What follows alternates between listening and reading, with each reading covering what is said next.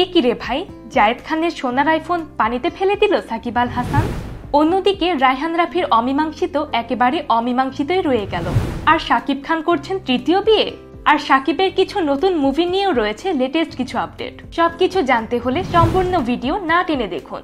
আর আমাদের চ্যানেলে নতুন হয়ে থাকলে অবশ্যই সাবস্ক্রাইব করে পাশে থাকা বেল আইকনটি ক্লিক করে যাবেন। রোলেক্সের 24 স্বর্ণের মোবাইল কিনে সেই একটা ভাব নিয়েছিল the viral man Zayed Khan, কিন্তু সেই ভাবকেই একদম পানির মধ্যে ফেলে দিল এবার সাকিব আল হাসান।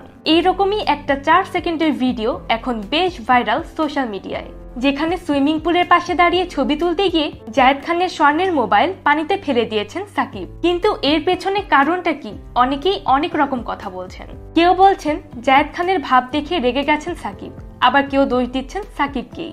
কিন্তু আদৌ কি তাই? মানে সাকিব যেখানে আছে সেখানে বিজ্ঞাপন থাকবে না তা কি করে হয়? আর ভাইরাল ম্যান জায়েদ খানও মনে হয় আবারও ভাইরাল হওয়ার জন্য এই ভিডিওটা ব্যবহার করেছেন। ঠিক যেমন অপু বিশ্বাস ও বুবলি সাকিবকে ব্যবহার করে আসছেন নিজেদের জনপ্রিয়তা বাড়াতে। কিন্তু সাকিব বোধহয় আর সহ্য করবেন না, তাই তো সিদ্ধান্ত নিয়েছেন তৃতীয় বিয়ের, যেখানে পাত্রী দেখাও অলরেডি হয়ে গেছে।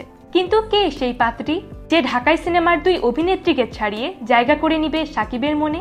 জানা গেছে মুন্সিগঞ্জের এক বিদেশ ফেরত ডাক্তার মেয়েকে পছন্দ করেছেন সাকিবের পরিবার। আর সাকিবেরও যে ডাক্তার মেয়েই পছন্দ তা কে না জানে। সবকিছু ঠিকঠাক থাকলে হয়তো এই বছরের শেষের দিকেই বিয়ে পিড়িতে বসবেন রাজকুমার। আর এতে করে যদি অপু আর বুবলির মধ্যে সম্পর্ক ঠিক হয় তাহলেই হলো। কিন্তু শুধু বিয়ের দিক থেকেই নয়, সাকিব খানের ক্যারিয়ারে যে বিশাল টার্নিং পয়েন্ট শুরু হয়েছে তা তো সবাই দেখতে পাচ্ছে। হিমেল আশরাফ এবং রায়হান রাফির পর এবার সাইফ চন্দনের সাথে নতুন সিনেমা করতে যাচ্ছেন সাকিব খান। সাহেব টাইটেলে তৈরি হতে যাচ্ছে এই সিনেমা। শোনা গেছে এই সিনেমাতে কোনো বিদেশি নায়িকা নয়, দেশি নায়িকাই থাকবে সাকিবের বিপরীতে, যা নিয়ে অফিসিয়াল স্টেটমেন্ট আসবে কিছুদিনের মধ্যেই।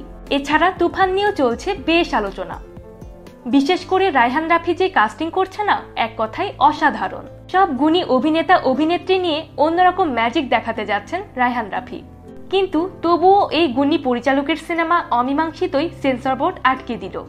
সিনেমাটির চুলচেরা বিশ্লেষণে বোর্ড বলছে এতে নৃশংস খুনের দৃশ্য রয়েছে, কাহিনী, চিত্রনাট্য ও সংলাপের বিষয়বস্তুর সাথে বাস্তবতার মিল রয়েছে, যে কারণে তা জনসাধারণের মধ্যে প্রদর্শনের উপযোগী নয়। সেন্সর বোর্ড বলছে এই ধরনের কাহিনী বাস্তবে ঘটেছে এবং ঘটনার সংশ্লিষ্ট মামলা উচ্চ আদালতে বিচারাধীন। চলচ্চিত্রের কাহিনী বিচারাধীন মামলার সাথে মিল থাকায় ভুল বার্তা দিতে পারে এবং তদন্তের বিঘ্ন ঘটাতে পারে। দি code for censorship in films of Bangladesh 1985 এর 1-এর প্রথম, 5ম ও 7ম দফায় বর্ণিত উপাদানসমূহ বিদ্যমান থাকায় অমীমাংসিত চলচ্চিত্রটি জনসাধারণের মধ্যে প্রদর্শনের উপযোগী নয়। কিন্তু আদৌ কি তাই, নাকি ঘটনার পেছনে আছে আরেক ঘটনা? তবে রায়হান রাফি বেশ চটে আছে এই ব্যাপারটা নিয়ে। আচ্ছা বলেন তো ভাই, সেন্সর বোর্ড অমীমাংসিত মামলা নিয়ে নির্মিত ছবি আটকে দিয়ে খারাপ করছে, নাকি রাফি অমীমাংসিত ছবি বানিয়ে খারাপ করেছে? আজ তাহলে এই পর্যন্তই। আর ভিডিও ভালো লাগলে অবশ্যই লাইক অ্যান্ড শেয়ার।